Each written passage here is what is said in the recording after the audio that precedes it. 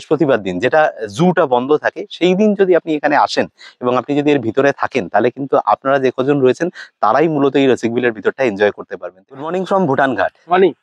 So যারা আমাদের উত্তরবঙ্গের এই সিরিজের বাকি ভিডিওগুলো দেখেছেন তারা জানেন যে গতকাল অর্থাৎ 21শে জানুয়ারি 2025 আমরা এসে পৌঁছই ভুটান ঘাটে এবং কালকে আমরা ওভারনাইট স্টে করি বৃন্দা হোমস্টেতে। সেই বৃন্দা হোমস্টে থেকেই আজকে আমাদের যাত্রা শুরু হবে এবং এই ভুটান ঘাট থেকে আজকে আমরা আপনাদেরকে দেখাবো রসিকবিল। রসিকবিল কিন্তু কুচবিহার ডিস্ট্রিক্টের আন্ডারে, আর বর্তমানে আমরা রয়েছি আলিপুরদুয়ারে। এই বৃন্দা হোমস্টে থেকে রসিকবিল যাওয়ার যে রোড এক্সপিরিয়েন্সটা এবং রসিকবিলে আমরা কি কি দেখলাম, কারণ আমরা রসিকবিল নিয়ে প্রচুর কথা শুনেছি, তো আমাদের সেইভাবে এক্সপ্লোর করা হয়নি। কুচবিহারে আমরা ছিলাম, আমরা সিটি করেছি, বাট রসিকবিল করিনি। আজকে আমরা রসিকবিলের মানে আমরা যাব, সেখানে দেখবো মাইগ্রেটরি বার্ড যেগুলো দেখতে পাওয়া যায় সেগুলো আদেও দেখা যায় কিনা, সবকিছু দেখাবো আপনাদেরকে এই ভিডিওতে। যারা এখনো অবধি আমাদের এই চ্যানেলটাকে সাবস্ক্রাইব করেনি তারা অবশ্যই সাবস্ক্রাইব করে নেবেন। উত্তরবঙ্গ সহ এরকম বিভিন্ন জায়গা দারুণ দারুণ সমস্ত ভিডিও দেখতে পাবেন এই চ্যানেলে। তো চলো আজকে শুরু করা যাক রসিকবিলের গল্প। আমাদের ভুটান ঘাটের ভিডিও দেখার পরেই আপনারা অনেকেই বৃন্দা হোমস্টের ফোন নাম্বার জানতে চেয়েছিলেন। এখন আমরা স্ক্রিনে নাম্বারটা দিয়ে দিলাম, আপনারা পজ করে নাম্বারটা নোট করে নিতে পারেন।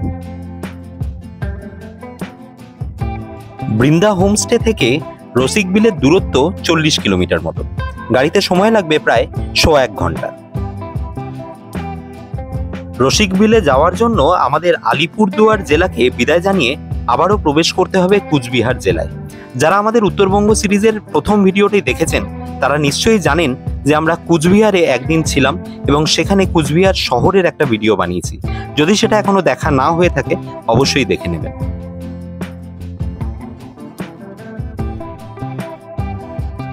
ভুটান ঘাট থেকে রসিকবিল যাওয়ার জন্য আমাদের পার হতে হলো কামাখ্যাগুড়ি। কামাখ্যাগুড়ি পেরিয়েই যে রাস্তা তুফানগঞ্জের দিকে চলে যাচ্ছে সেই রাস্তায় পড়বে রসিকবিল।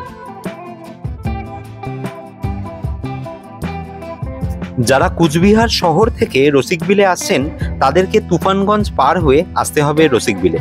দূরত্ব মোটামুটি 46 কিলোমিটার মতো।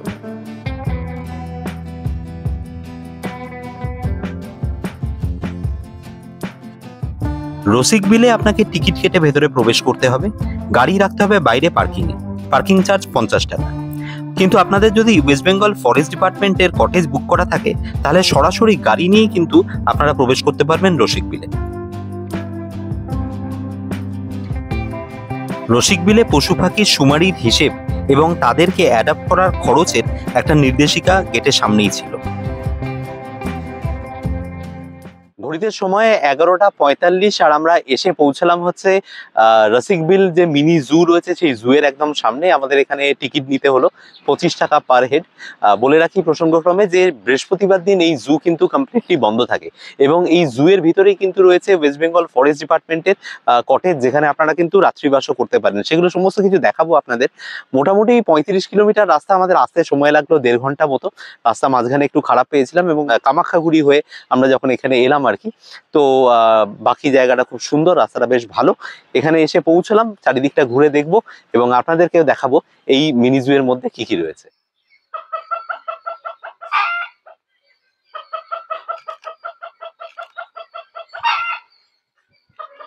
রসিকবিলে মোটামুটি সব ধরনের বন্যপ্রাণীরই নিজস্ব খাঁচা থাকলেও এনাদের কিন্তু সেসব বালাই নেই। এক গাছ থেকে আরেক গাছের ডালে ঘুরে বেড়াচ্ছে স্বচ্ছন্দে। এই রসিকবিলের মধ্যেই রয়েছে ঘড়িয়াল প্রজনন এবং প্রতিপালন কেন্দ্র। এখানে একসাথে অনেকগুলো ঘড়িয়াল দেখতে পাওয়া যায়।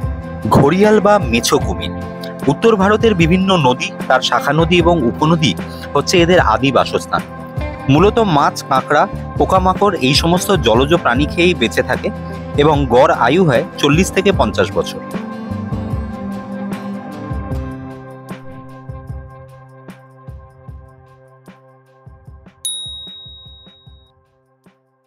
তো রসিকবিলের ভিতরে ঘুরে বেড়াচ্ছি, যে জুটা রয়েছে সেই জুটাও দেখছি। তো যেটা এখন অব্দি ভালো লাগলো সেটা হচ্ছে যে এখানে যে ঘড়িয়াল এবং এখানে ঘড়িয়ালদের একটা মানে পরিচর্যার জন্য আলাদা একটা বিশেষ ব্যবস্থা রয়েছে এবং সেখানে কিন্তু একটা অ্যাডাপ্টেশনের ব্যবস্থা রয়েছে। যদি আপনারা কেউ মনে করেন যে এদেরকে অ্যাডাপ্ট করবেন সেটাও রয়েছে। তো এখানে ঘড়িয়ালটা কিন্তু খুব ভালো মেনটেন করা যায়। 2টো পন্ড রয়েছে এবং সেই পন্ডে সব মিলিয়ে হয়তো প্রায় 10টার কাছাকাছি ঘড়িয়াল আমি দেখতে পেলাম এবং যেহেতু এখন রোদ্দুর পোহাচ্ছে তো খুব সুন্দর ছবি এবং খুব সুন্দর কিন্তু ভিডিও নেওয়া গেছে, তো সেগুলো সমস্ত কিছু আপনাদেরকে দেখালাম। তো এই পুরো জায়গাটা ঘুরে বেড়াচ্ছি, এখনো মোটামুটি আধ ঘন্টা মতো সময় হয়েছে, বাকি আরো খানিকটা সময় ঘুরে দেখবো এবং আপনাদেরকে দেখাবো এই ভিডিওতে। প্রায় 2100 হেক্টর এলাকা জুড়ে কুচবিহারের এই রসিকবিল প্রকৃতি পর্যটন কেন্দ্র। উত্তরবঙ্গের এই পর্যটন কেন্দ্রে সারা বছর পর্যটক আসে মূলত পরিযায়ী পাখির টানে। পরিযায়ী পাখি ছাড়াও স্থানীয় পাখিদেরও নিরাপদ আস্তানা এই নিরিবিলি পরিবেশ জলাশয়।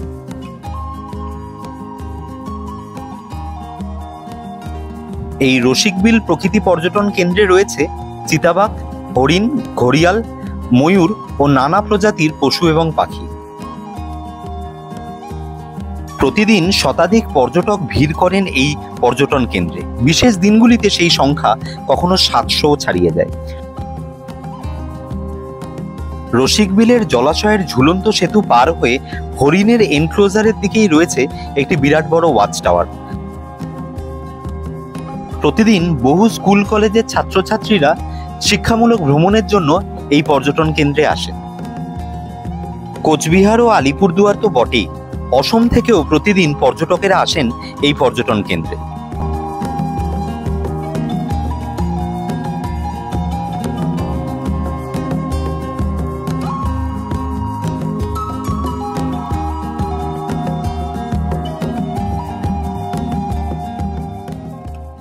এখন যে জায়গাটা আমরা দাঁড়িয়ে রয়েছি এটা হচ্ছে বেসিক্যালি লেপার্ডের খাঁচা, এবং লেপার্ড কিন্তু আমাদের এই টোটাল ট্রিপে মানে আমাদের কিন্তু বিভিন্ন ধরনের এক্সপিরিয়েন্স হয়েছে। এখানে যেমন খাঁচার মধ্যে দিয়ে দেখছি, আমরা তোরসার উপরে কিন্তু লেপার্ডকে খালি চোখে দেখেছিলাম সামনে থেকে, এবং আমরা যখন ভুটান ঘাট গেছিলাম তখন কিন্তু সেই লেপার্ডের ফুটপ্রিন্ট সেটাও আপনাদেরকে দেখিয়েছি। তো লেপার্ড কিন্তু মানে আমাদের এই পুরো যে উত্তরবঙ্গ সফর, এই সফরে কিন্তু ঘুরে ফিরে বিভিন্নবার আর কি বিভিন্নভাবে আমাদের সামনে আসছে।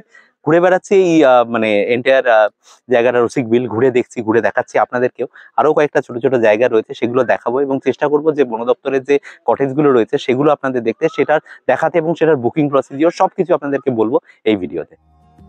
খাঁচার সামনে অনেকক্ষণ দাঁড়িয়ে থাকার পরেও যখন চিতাবাঘ আমাদের দর্শন দিল না, তখন তোরসা নদীর পাড়ে দেখা সেই চিতাবাঘের স্মৃতিরোমন্থন করতে করতেই আমরা এসে পৌঁছলাম হরিণের খাঁচার সামনে।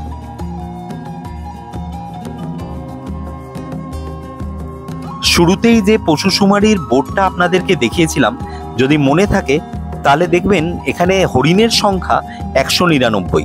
তাই হরিণ যে এখানে খুব ভালোভাবে দেখা যাবে সেটা কিন্তু শুরুতেই নিশ্চিত ছিলাম।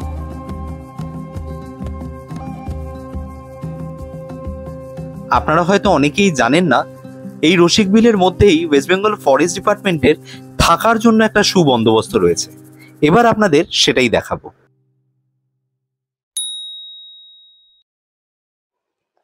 তো প্রথমেই এন্ট্রি করতে সামনে একটা ছোট ঘর রয়েছে, সেখানে কিন্তু আপনার দুটো সোফা এবং একটা সামনে কিন্তু সেন্টার টেবিল দেওয়া রয়েছে।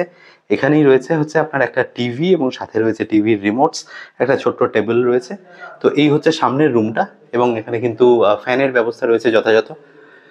দেখুন এখানে একটা কুইন সাইজ বেড রয়েছে, পাশে একটা ইয়ে রয়েছে, আয়না রয়েছে, এবং সাইড এখানে এসি রয়েছে, এই রুমটার মধ্যে এসি রয়েছে। একটা এখানে আলমিরা রয়েছে, আপনারা জিনিসপত্র রাখতে পারবেন, এবং সামনে কিন্তু একটা ডাইনিং টেবিল রয়েছে, দুটো চেয়ার্স রয়েছে। তো সেগুলো কিন্তু একেবারে সেই উডেন ম্যাটেরিয়ালস দিয়ে তৈরি করা, মানে ন্যাচারাল লুক দেওয়া রয়েছে। তো এই হচ্ছে মোটামুটি রুম। এখানে একটা ফ্যান রয়েছে। একবার জাস্ট আপনাদেরকে ওয়াশরুমটা একবার দেখিয়ে দিই, ওয়াশরুমটা কি আছে। তো এই হচ্ছে ওয়াশরুম, মোটামুটি সাইজে বড়। একটা কোমোড রয়েছে ওখানে, আর এখানে দেখুন আপনাদের শাওয়ার রয়েছে, আর এখানে একটা বেসিন রয়েছে, এখানেও একটা কিন্তু আয়না দিয়ে দিয়েছে। তো এই হচ্ছে ওয়েস্ট বেঙ্গল ফরেস্ট ডিপার্টমেন্টের যে রসিকবিলে যে থাকার যে কটেজগুলো, সেই কটেজ। আমরা বেরিয়ে যাচ্ছি। এখানে মোট দুটো কটেজ আছে, তো সিমিলার একই টাইপের সেম কটেজ। আর একটা যেটা রয়েছে এই উল্টো দিকে, এটাও আপনারা বুক করতে পারেন। যদি আপনাদের সাইজ বেশি হয়, মানে টোটাল নাম্বার অফ গেস্ট বেশি হয়, তাহলে আপনারা দুটো একসাথে বুক করে নিতে পারেন। রুমের ভেতরটা আপনাদেরকে দেখালাম, মোটামুটি খুব নিট অ্যান্ড ক্লিন। এবং সব থেকে বড় কথা হচ্ছে রসিকবিলের যে মূলত যারা বার্ড ওয়াচিং করতে আসছেন, যারা ছবি তোলার জন্য আসছেন, তাদের জন্য এটা কিন্তু স্বর্গরাজ্য। জাস্ট এর অপোজিটটাই হচ্ছে সেই বড় আর কি ঝিলটা, যে ঝিলের মধ্যে কিন্তু প্রচুর মাইগ্রেটরি বার্ড স্পেশালি এই শীতের সময় আসে, তাদেরকে আপনারা দেখতে পারবেন, তার ছবি তুলতে পারবেন। আর আরেকটা যেটা বিরাট সুবিধা এখানকার, সেটা হচ্ছে যে আপনি যদি বৃহস্পতিবার দিন, যেটা জুটা বন্ধ থাকে, সেই দিন যদি আপনি এখানে আসেন এবং আপনি যদি এর ভিতরে থাকেন, তাহলে কিন্তু আপনারা যে কজন রয়েছেন তারাই মূলত এই রসিকবিলের ভিতরটা এনজয় করতে পারবেন। তো এটা একটা অ্যাডেড অ্যাডভান্টেজ। এবং আমি অনেকবার ট্রাই করেছি এখানে, কিন্তু রুম পাওয়াটা সিজনে খুব ডিফিকাল্ট হয়, অনলাইন বুকিং খুব ডিফিকাল্ট হয়, কারণ মাত্র দুটোই কিন্তু এখানে কটেজ রয়েছে। তো আপনারা ওয়েল ইন অ্যাডভান্স যদি প্ল্যান করেন এখানে, অবভিয়াসলি আপনারা রসিকবিলটা আরো বেশি এনজয় করতে পারবেন।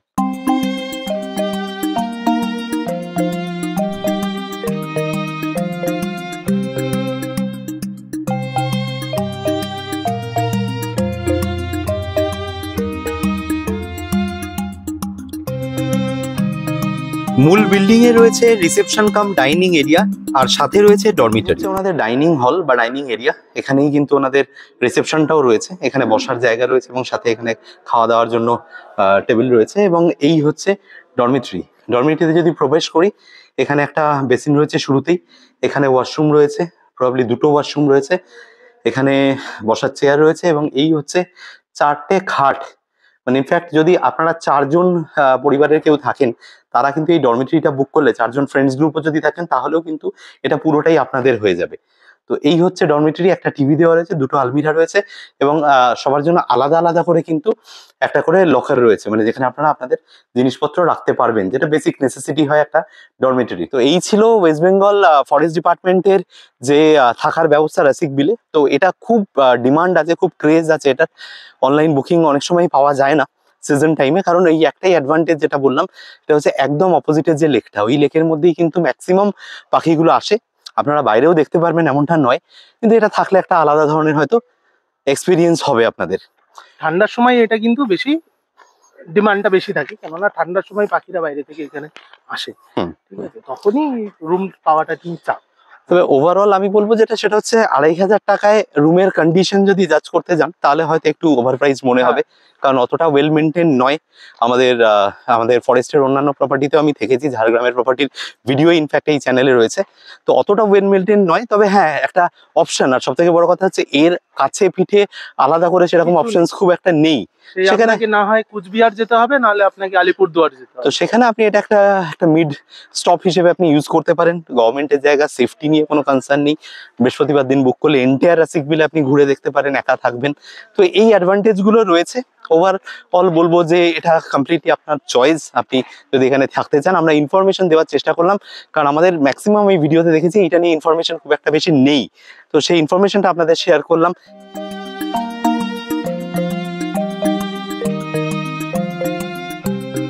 তো আমরা ঘুরে দেখলাম রসিকবিল। মোটামুটি আমাদের সময় লাগলো ওই 1.5 ঘন্টার মতো, যদিও আমরা খানিকটা সময় নিয়ে বিভিন্ন খাঁচায় আলাদা আলাদা করে ছবি তুলেছি, প্রচুর বার্ড ওয়াচিং করেছি, এবং বন দপ্তরের যে কটেজটা রয়েছে সেটাও আপনাদেরকে দেখিয়েছি এই ভিডিওতে। কেমন লাগলো আপনাদের এই ভিডিওগুলো আপনাদের কেমন লাগে সেগুলো কিন্তু কমেন্টে জানাতে ভুলবেন না। আমাদের উত্তরবঙ্গ সফরের অনেকগুলো ভিডিও কিন্তু ইতিমধ্যে চলে এসেছে, প্রায় 8-10টা ভিডিও এই প্লে লিস্টের মধ্যেই রয়েছে। সেগুলো যদি না দেখে থাকেন, আগে অবশ্যই সেগুলো দেখবেন। পাশাপাশি একটাই কথা বলবো, সেটা হচ্ছে যে আমাদেরকে আরো ধরুন এই ধরনের ভিডিও করার জন্য, আরো এনকারেজ করার জন্য একটা ছোট্ট কাজ, এই সাবস্ক্রাইব বাটন যেটা রয়েছে সেটা একবার যদি আপনারা প্রেস করে দেন, তাহলে কিন্তু আমাদের এগিয়ে যাওয়ার পথে অনেক বেশি হেল্প হবে। তো আরেকটা বিষয় এই প্রসঙ্গে বলে রাখি, সেটা হচ্ছে যে আপনাদের যদি নর্থ বেঙ্গল সম্পর্কিত কোনো প্রশ্ন থাকে, যে আমরা কিভাবে প্ল্যান করব, কিভাবে যাব, কোথায় থাকবো, কত বাজেট হবে, অফবিট কোনো আইডিয়া, ফর এক্সাম্পল ভুটান ঘাট সম্পর্কে প্রচুর প্রশ্ন থাকতে পারে, তাহলে আমাদের যে সোশ্যাল মিডিয়া যে হ্যান্ডেলস গুলো রয়েছে সেগুলোতে অবশ্যই আমাদেরকে পিং করতে পারেন। আমরা যথাসাধ্য চেষ্টা করব আপনাদের এই প্ল্যানে হেল্প করার জন্য। আমি রাজীব, আমি রাজা, আর আপনারা দেখছেন গ্লোবট্রটার ইউটিউব চ্যানেল। আমরা ঘুরে বেড়াচ্ছি রসিকবিলে এবং সেখানকার ভিডিও তুলে আপলোড করছি এই চ্যানেলে। যদি আপনাদের এই ভিডিওগুলো ভালো লেগে থাকে, তাহলে অবশ্যই ভিডিওগুলোকে লাইক, শেয়ার এবং চ্যানেলটাকে সাবস্ক্রাইব করে নেবেন।